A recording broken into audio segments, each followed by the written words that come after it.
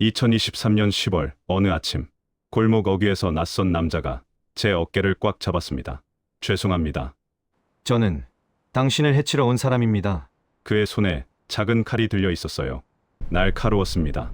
햇빛에 반짝였어요. 저는 62세입니다. 이름은 김영수. 가명이지만 이야기는 100% 실화입니다. 그날 아침까지만 해도 평범했어요. 아침 6시에 일어났습니다. 아내는 주방에서 아침 준비 중이었어요. 손주 준호가 오늘 온대요. 여보, 나 운동 산책 다녀올게. 조심해서 다녀와요. 아침 먹고 가지. 괜찮아요. 운동하고 와서 먹을게. 운동화 끈을 묶었습니다. 외투를 입었어요. 평범한 아침이었습니다. 현관문을 나섰어요. 아파트 단지를 걸었습니다. 동네 공원으로 향했어요.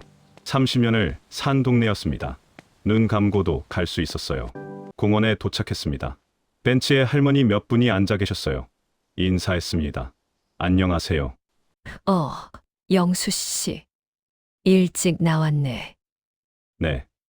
운동 좀 하려고요. 트랙을 걷기 시작했어요. 천천히. 무릎이 안 좋아서 뛸 순 없었습니다. 걷기만 했어요.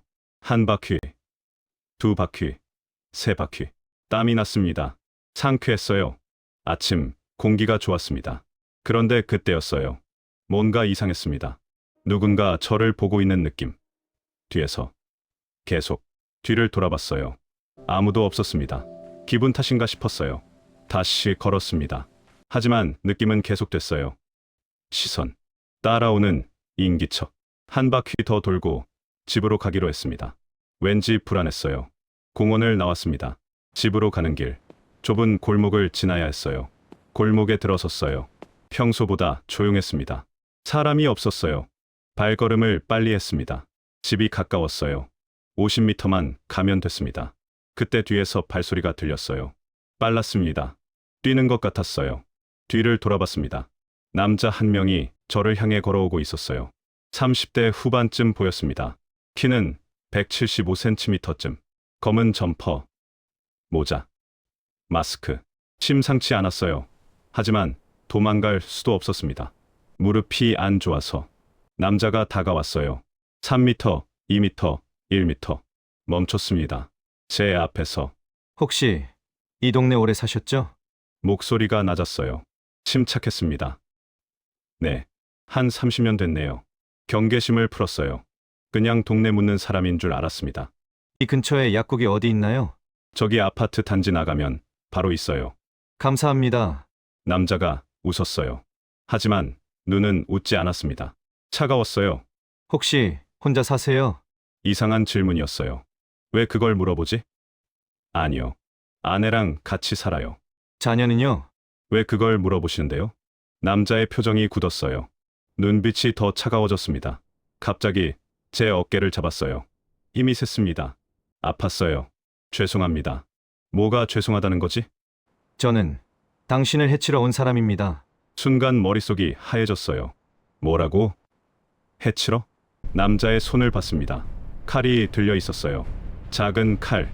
하지만 날카로웠습니다. 온몸이 얼어붙었어요. 숨이 안 쉬어졌습니다. 누가? 왜 저를? 떨리는 목소리로 물었어요. 남자는 잠시 침묵했습니다. 그러더니 말했어요. 저도 모르는 사람입니다. 돈을 받고 당신을 해치라는 의뢰를 받았습니다. 암살자, 청부살인. 영화에서나 보던 일이 제게 일어나고 있었어요. 하지만 남자가 계속 말했습니다. 당신을 보니 도저히 그럴 수가 없습니다. 남자 눈에 눈물이 맺혔어요. 손이 떨리고 있었습니다. 이게 무슨 상황인가요? 저를 죽이러 왔는데 못 죽이겠다고? 왜 저를 살려주시는 겁니까? 남자는 한참을 망설였어요. 그러더니 입을 열었습니다. 당신을 보니 제 아버지가 생각났습니다. 그날 아침, 저는 죽을 뻔했어요. 하지만 살았습니다. 그리고 알게 됐어요. 누군가 저를 죽이고 싶어 한다는 걸. 왜? 누가? 무슨 이유로? 지금부터 그 이야기를 하려 합니다. 3개월 전으로 돌아가겠습니다. 저는 평범한 사람이에요. 작은 인쇄소를 운영했습니다. 30년 넘게요. 직원은 5명. 매출은 크지 않았지만 가족 먹여 살리기엔 충분했어요. 아들이 둘 있었습니다. 큰아들은 결혼해서 손주 하나 낳았어요. 준호, 5살이었습니다. 작은 아들은 대학원생, 아직 미혼이었어요. 아내와는 35년째 함께 살았습니다. 평범한 부부였어요. 싸우기도 하고, 화해하기도 하고, 저녁엔 TV 보고, 주말엔 등산 가고, 명절엔 가족 모이고, 평범한 일상이었습니다. 그런데 7월쯤부터 이상한 일들이 생기기 시작했어요. 처음엔 인쇄소였습니다. 새벽에 누군가 문을 두드렸대요. 경비가 봤는데 아무도 없었다고. CCTV를 확인했어요. 검은 옷 입은 사람이 문 앞에 서 있다가 사라졌습니다. 도둑인가 싶었어요. 경찰에 신고했습니다. 경찰이 왔지만 별다른 조치는 없었어요. 실제로 도난당한 게 없으니까. 다음 주에도 똑같은 일이 있었어요. 또 새벽, 또 누군가 문 두드림, 또 사라짐. 이번엔 경비가 쫓아갔대요. 하지만 못 잡았습니다. 너무 빨랐다고. 8월엔 집이었어요. 아내가 말했습니다. 여보, 요즘 누가 우리 집 앞에서 서성거리는 것 같아. 뭐? 누가? 모르는 사람이야. 몇 번 봤어? 우리 집 보고 있더라고. 불안했어요. 인쇄소에 이어 집까지. CCTV를 추가로 설치했습니다. 현관 앞에, 주차장에. 며칠 후 확인했어요. 정말 누군가 우리 집 앞에 서 있었습니다. 검은 옷, 모자, 마스크. 얼굴은 안 보였어요. 20분 넘게 서 있었습니다. 그냥 서서 집을 쳐다보며 경찰에 신고했어요. 또 경찰이 왔습니다. 영상을 봤어요. 이상하긴 하네요. 하지만 범죄는 아니에요. 공공장소에 서 있는 거니까. 하지만 분명히 제 집을 감시하고 있어요. 증거가 필요합니다. 실제로 위협하거나 침입하면 그때 신고하세요. 도움이 안 됐어요. 9월엔 더 심해졌습니다. 출근길에 누가 따라왔어요. 차로. 검은 승용차였습니다. 신호등에서 옆에 섰어요. 창문은 썬팅돼서 안 보였습니다. 회사 주차장까지 따라왔어요. 들어가려는데 그 차도 따라 들어왔습니다. 겁이 났어요. 차 문을 잠갔습니다. 그 차는 주차장 입구에서 멈췄어요. 5분 정도 서 있었습니다. 그러더니 나갔어요. 경비한테 말했습니다. 혹시 저 차 번호 확인했어요? 네. 메모했어요. 경찰에 신고했어요. 번호를 줬습니다. 며칠 후 경찰한테서 연락이 왔어요. 그 차 렌터카예요. 빌린 사람 추적 중인데 가짜 신분증 쓴 것 같아요. 그럼 어떻게 하죠? 일단 조심하세요. 뭔가 일어나면 바로 연락 주시고, 뭔가 일어나면 그때는 이미 늦은 거 아닌가요? 불안했어요. 밤에 잠도 안 왔습니다. 아내한테 말했어요. 여보, 우리 당분간 조심해야 할 것 같아. 무슨 일인데? 다 얘기했습니다. 인쇄소, 집, 미행, 전부. 아내가 놀랐어요. 그럼 우리 위험한 거 아니야? 모르겠어. 하지만 조심하자. 큰아들한테도 말했어요. 요즘 이상한 일이 있어서. 준호 데리고 당분간 우리 집 오지 마. 왜요? 무슨 일인데요? 설명했습니다. 아들도 놀랐어요. 아버지, 경호업체라도 알아봐야 하는 거 아니에요? 그 정도까진. 아니에요. 진짜 위험할 수도 있어요. 하지만 경호업체는 비쌌어요. 우리가 감당할 수 없는 금액이었습니다. 그냥 조심하기로 했어요. 혼자 다니지 않기, 사람 많은 곳으로만 다니기, 밤에 외출 안 하기. 그렇게 한 달을 보냈습니다. 10월이 됐어요. 이상한 일들이 멈췄습니다. 더 이상 미행도 없었어요. 집 앞에 서성이는 사람도 없었습니다. 지나간 건가? 안 됐어요. 하지만 그건 착각이었습니다. 폭풍 전 고요였어요. 10월 15일 아침, 그날이 왔습니다. 골목에서 남자와 마주했어요. 칼을 든 남자. 당신을 해치러 왔습니다. 심장이 터질 것 같았어요. 다리에 힘이 없었습니다.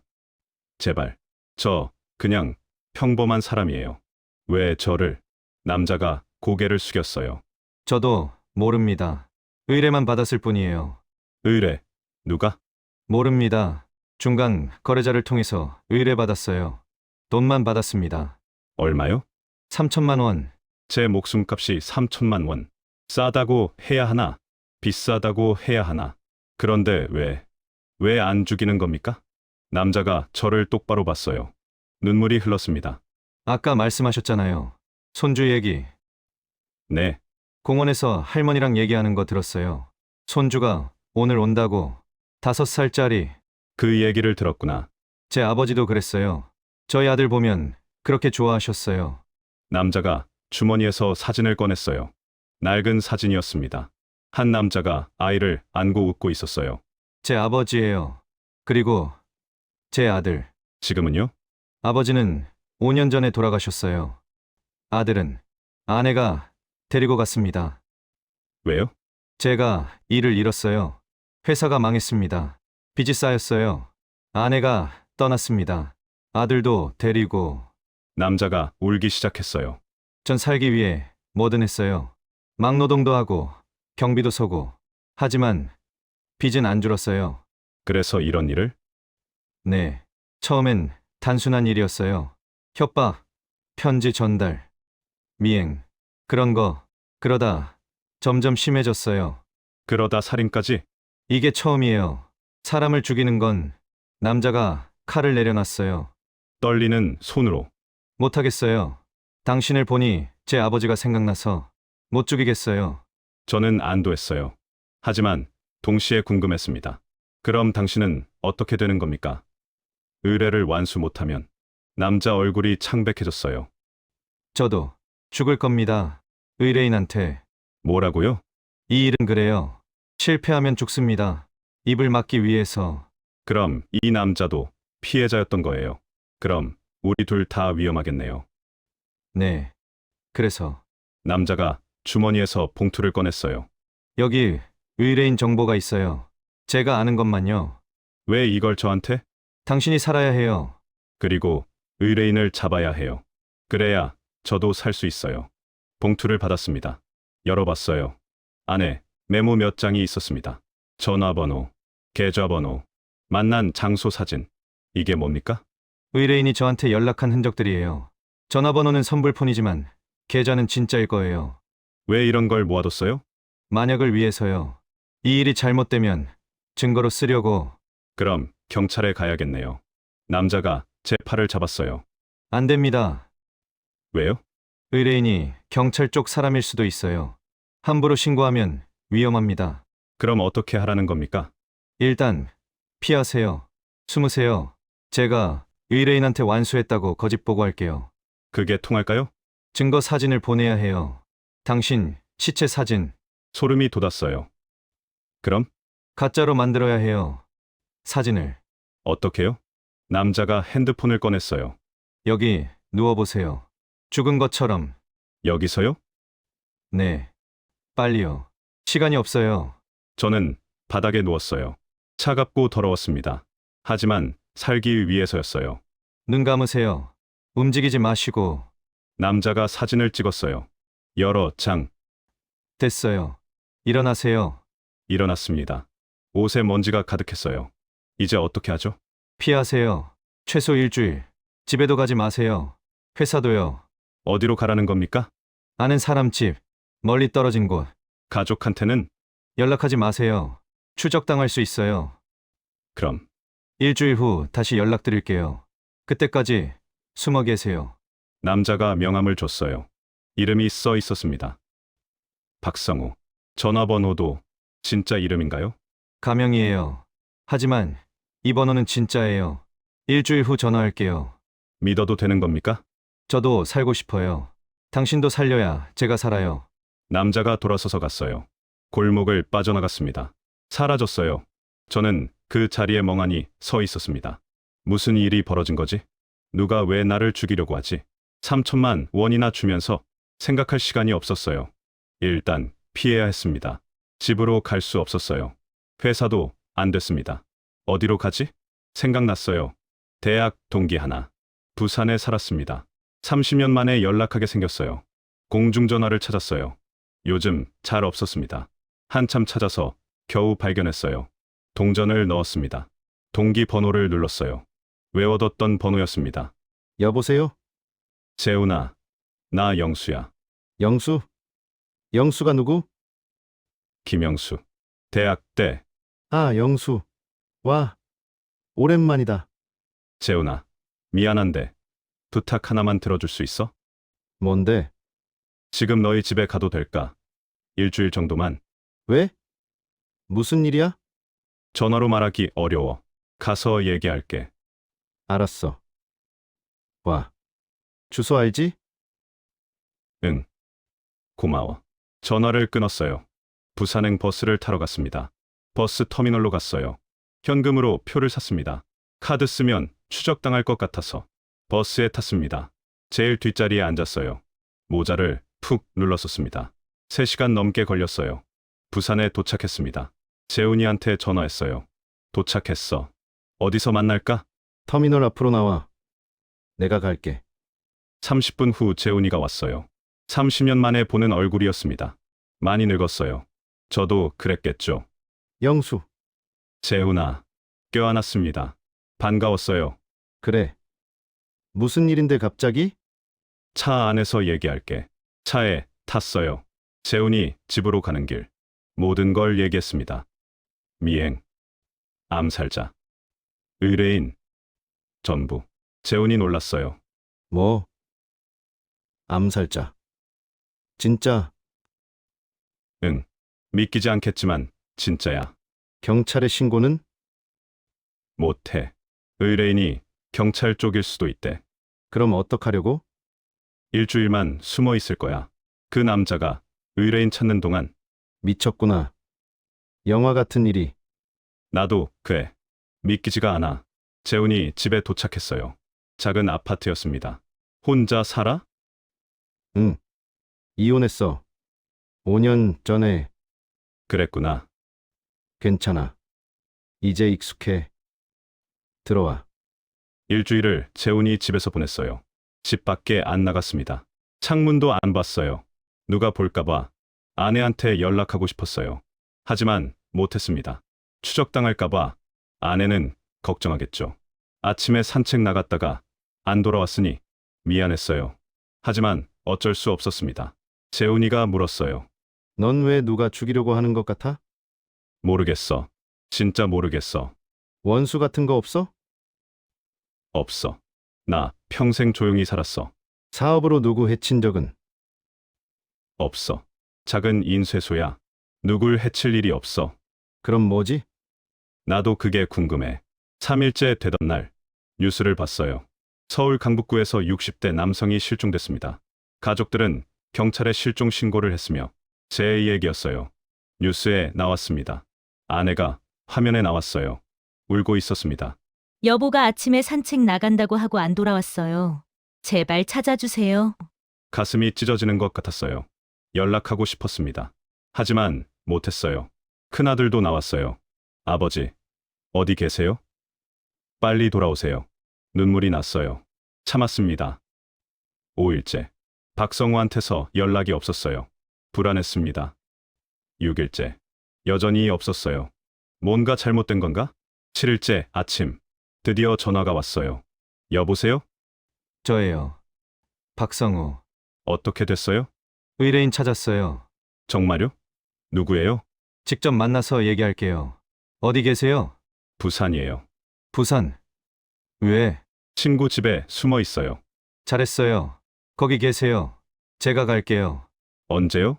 오늘 오후. 주소 보내주세요. 주소를 보냈어요. 재훈이한테 말했습니다. 오늘 그 사람 온대. 조심해. 함정일 수도 있어. 알아. 하지만 믿어야 해. 오후 3시. 초인종이 울렸어요. 재훈이가 문을 열었습니다. 박성우였어요. 들어오세요. 박성우가 들어왔어요. 초췌했습니다. 며칠 못 잔 것 같았어요. 의뢰인이 누구예요? 박성우가 봉투를 꺼냈어요. 이 사람이에요. 사진이었습니다. 중년 남자. 50대 중반쯤. 나 찍었어요. 어디서 본 것 같았습니다. 누구죠? 이름은 최진수. 부동산 개발업자예요. 최진수. 기억이 났어요. 10년 전 제 인쇄소 옆 땅을 개발하려던 사람이었습니다. 당시 저희 건물도 사려고 했어요. 하지만 안 팔았습니다. 조상 대대로 내려온 땅이었거든요. 최진수가 화를 냈어요. 협박도 했습니다. 팔지 않으면 후회할 거야. 하지만 결국 포기했어요. 개발 자체가 무산됐거든요. 작은 문제로. 10년 전 일로 날 죽이려고? 그게 아니에요. 최근에 또 개발 계획이 생겼어요. 그 땅, 뭐, 이번엔 큰 프로젝트래요. 재개발. 당신 건물이 핵심 위치래요. 그래서 날 죽이려고? 당신이 없으면 가족이 팔 거라고 생각한 거죠. 비겁한 놈. 증거는 있어요? 여기요. 박성호가 녹음 파일을 틀었어요. 최진수 목소리였습니다. 김영수, 그 영감 처리해. 깨끗하게. 3천 주지. 알겠습니다. 명백한 증거였어요. 이걸로 경찰에 가면 되겠네요. 네. 하지만 조심하세요. 최진수가 돈이 많아요. 경찰에 줄이 있을 수도 있어요. 그럼 어떡하죠? 재훈이가 말했어요.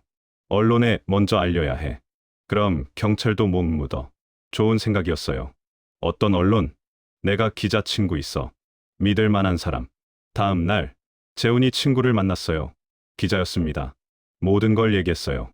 증거도 줬습니다. 녹음 파일, 사진, 계좌, 기록. 전부. 기자가 놀랐어요. 이거 대박 특종인데요. 기사 써주실 수 있어요? 물론이죠. 내일 아침 일면에 내겠습니다. 다음 날 아침 신문에 났어요. 부동산 개발업자 청부살인 시도. 기사는 상세했습니다.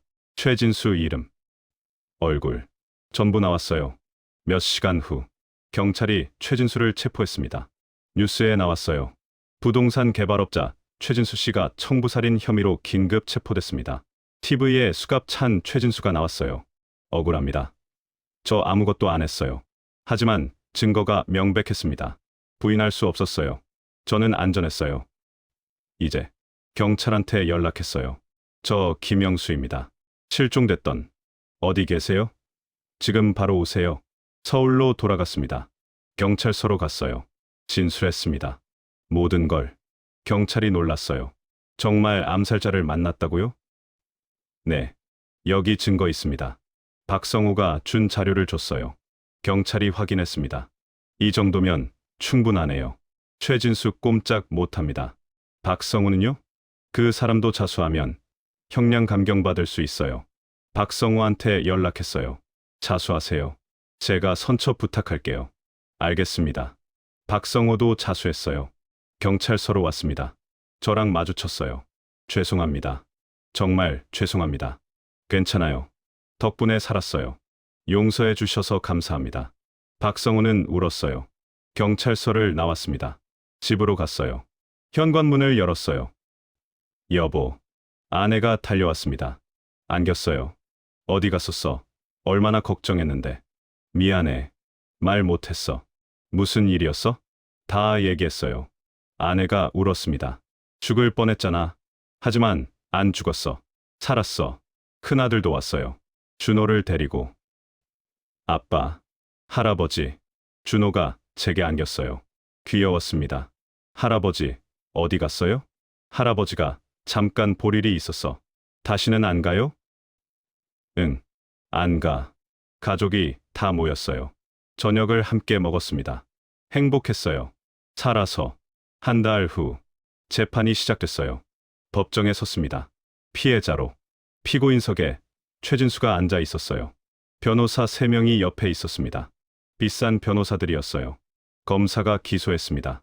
피고는 부동산 개발을 위해 피해자를 살해하려 했습니다. 청부살인을 의뢰했고 3천만 원을 지불했습니다. 변호사가 반박했어요. 증거가 불충분합니다. 녹음은 조작될 수 있습니다. 녹음 외에도 계좌 이체 기록이 있습니다. 피고가 박성호에게 3천만 원을 송금한 기록. 그건 다른 거래였을 수 있습니다. 박성호의 증언도 있습니다. 박성호가 증인석에 섰어요. 피고 최진수로부터 김영수를 살해하라는 의뢰를 받았습니다. 최진수가 소리쳤어요. 거짓말이야. 나는 안 했어. 판사가 말했어요. 피고인, 조용히 하십시오. 재판은 2달간 계속됐습니다. 증거가 쌓였어요. 녹음, 계좌, 증언, CCTV. 최진수는 부인했지만 소용없었어요. 판결일이 왔습니다. 판사가 판결문을 읽었어요. 피고인 최진수에게 살인교사 및 살인의 비죄로 징역 12년을 선고한다. 12년. 적지 않은 형량이었어요. 최진수가 소리쳤습니다. 불공평해. 나는 안 했어. 하지만 끌려갔어요. 교도소로. 박성호는 어땠을까요? 그도 재판을 받았어요. 피고인 박성호는 살인 청구를 받았으나 실행하지 않았고 오히려 피해자를 도와 의뢰인을 검거하는 데 협조했습니다. 하지만 청구를 받은 것 자체가 범죄입니다. 따라서 징역 3년, 집행유예 5년을 선고합니다. 실형은 아니었어요. 집행유예였습니다. 박성호가 고개를 숙였어요. 눈물이 흘렀습니다. 법정을 나서는데 박성호가 저를 기다리고 있었어요. 감사합니다. 선처해 주셔서. 당신이 절 살려줬잖아요. 하지만 저는 당신을 죽이러 갔어요. 하지만 안 죽였어요. 그게 중요해요. 앞으로 어떻게 살아야 할지 새로 시작하세요. 당신도 피해자였어요. 노력하겠습니다. 박성호가 떠났어요. 그 후로 만나지 못했습니다. 어디서 뭐 하는지 모르겠어요. 하지만 잘 살고 있길 바랍니다.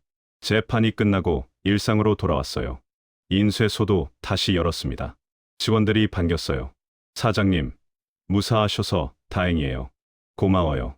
걱정 끼쳐서 미안해요. 일은 예전과 같았어요. 인쇄 주문 받고, 작업하고, 납품하고, 평범한 일상이었습니다. 하지만 달라진 것도 있었어요. 밤에 잠이 안 올 때가 있었습니다. 그날 생각이 나서 골목에서 칼 든 남자를 마주했던 순간 꿈에도 나왔어요. 쫓기는 꿈, 죽는 꿈. 상담을 받았습니다. 심리 상담. 트라우마예요. 시간이 지나면 나아질 거예요. 정말 그랬어요. 몇 달 지나니 꿈이 줄었습니다. 1년 후 거의 회복했어요. 하지만 조심스러워졌어요. 혼자 다니지 않았습니다. 특히 밤에는 집의 보안을 강화했어요. CCTV 추가, 경보 시스템 설치. 회사도 마찬가지였어요. 과하다 싶었지만 안전이 중요했어요. 최진수는 어떻게 됐을까요? 교도소에서 12년형을 살고 있어요. 면회 신청이 왔었어요. 최진수한테서 고민했습니다. 갈까 말까. 결국 갔어요. 궁금했거든요. 뭐라고 할지. 교도소 면회실. 최진수가 들어왔어요. 죄수복을 입고 있었습니다. 많이 늙어 보였어요. 1년 만인데. 왜 부르셨어요? 최진수가 고개를 숙였어요. 죄송합니다. 처음 듣는 말이었어요. 진심인가요? 네. 정말 죄송합니다. 왜 그러셨어요? 왜 절 죽이려고 했어요? 욕심이었어요. 돈 욕심. 그 땅이 그렇게 중요했어요? 당시엔 그랬어요. 그게 전부인 줄 알았어요. 지금은요? 아무것도 아니에요. 사람 목숨에 비하면. 최진수가 울기 시작했어요. 여기 와서 생각 많이 했어요. 제가 얼마나 잘못했는지. 용서해달라는 건 아니에요. 다만 제 잘못을 인정하고 싶었어요. 저는 아무 말도 안 했어요. 용서할 수 있을까요? 모르겠어요. 하지만 미워하지는 않았어요. 이미 벌 받고 있으니까. 건강하세요. 그 말만 하고 나왔어요. 그게 마지막이었습니다. 2년이 지났어요. 2025년 현재. 저는 잘 살고 있어요. 인쇄소는 여전히 운영 중입니다. 큰아들이 물려받을 준비를 하고 있어요. 준호는 이제 7살. 초등학교 들어갔습니다. 할아버지, 학교 재미있어요. 그래? 뭐가 제일 재미있어? 친구들이요. 귀엽습니다. 아내와는 여전히 함께 살아요. 35년째에서 37년째가 됐네요. 여보, 우리 이번 주말에 등산 갈까? 좋지. 오랜만이네. 평범한 대화, 평범한 일상. 하지만 이 평범함이 얼마나 소중한지 압니다. 죽을 뻔했으니까요.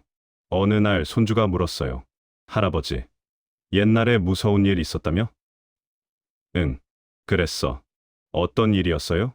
나쁜 사람이 할아버지를 해치려고 했어. 왜요? 돈 때문이었어. 그래서요? 하지만 좋은 사람이 할아버지를 도와줬어. 누구요? 처음엔 나쁜 사람이었는데 마음을 바꾼 사람이야. 와, 멋지다. 준호가 눈을 반짝였어요. 할아버지, 그 사람 어디 있어요? 모르겠어. 하지만 잘 살고 있을 거야. 정말 그랬으면 좋겠어요. 박성호가 잘 살고 있길. 그는 절 살려줬어요. 양심을 지켰습니다. 어려운 선택이었을 거예요. 하지만 옳은 선택이었어요. 이 사연을 통해 배운 게 있어요. 첫째, 평범한 일상이 가장 소중하다는 것. 당연하게 여겼던 것들. 아침 산책, 가족과의 저녁, 손주와의 시간. 그게 얼마나 귀한지 몰랐어요. 일을 뻔하고 나서야 알았습니다. 둘째, 돈이 전부가 아니라는 것. 최진수는 돈 때문에 사람을 죽이려 했어요. 결국 12년을 감옥에서 보내고 있습니다. 돈은 중요하지만 사람 목숨보다 중요한 건 없어요. 셋째, 사람은 변할 수 있다는 것. 박성호는 암살자였어요. 하지만 양심을 지켰습니다. 악한 사람도 선택의 순간에 선을 택할 수 있어요. 넷째, 가족의 소중함. 일주일간 못 만났을 때 알았어요. 가족이 얼마나 소중한지. 이제는 매일 감사합니다. 함께 있을 수 있어서. 여러분, 평범한 일상을 소중히 여기세요. 당연한 게 당연하지 않을 수 있어요. 오늘 가족에게 사랑한다고 말하세요. 내일은 늦을 수도 있어요. 그리고 욕심을 조심하세요. 돈 욕심, 권력 욕심, 명예 욕심. 욕심은 사람을 망칩니다. 최진수처럼. 마지막으로 희망을 잃지 마세요. 어려운 상황에서도 도와주는 사람이 있어요. 박성호처럼, 재훈이처럼. 혼자가 아니에요. 오늘 이야기 여기서 마치겠습니다. 구독과 좋아요 부탁드려요. 댓글로 생각 나눠주세요. 다음에 또 좋은 이야기로 찾아올게요. 건강하세요. 안전하세요. 그리고 사랑하는 사람들 곁에 있어주세요. 감사합니다.